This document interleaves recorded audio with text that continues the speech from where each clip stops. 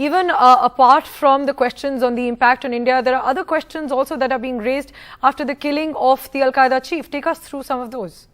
You're absolutely right. The strike was carried out by CIA-operated Air Force drone in Kabul as the Al-Qaeda leader stood on the balcony of his house. This operation also included tracking him down through his own family. But the Al-Qaeda chief's killing raises crucial questions. To begin with, was he betrayed by Taliban officials seeking a reward or US support for the return of frozen Afghan assets?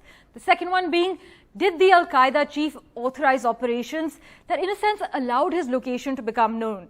Other valid questions are his killing in Kabul, how long had he been there, and who was with him when he died? Also, what does this operation tell us about US's drone capabilities? These remain crucial questions at this stage.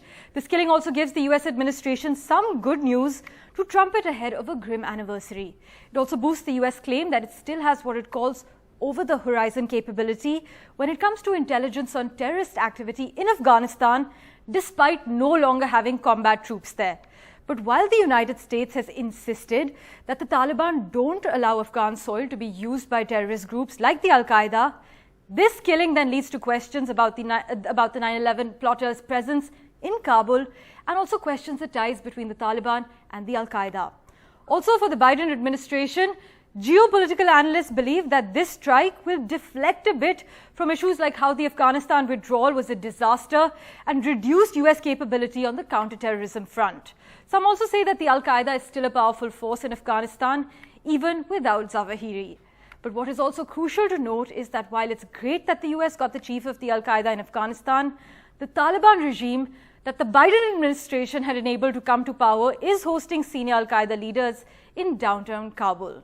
Now, the Al-Qaeda chief's killing is nonetheless a major victory. It's a win for the United States in the ongoing struggle against Islamist terrorism, especially as the United Nations has warned that the terrorist group is outpacing its peers like the ISIS as a long-term global threat.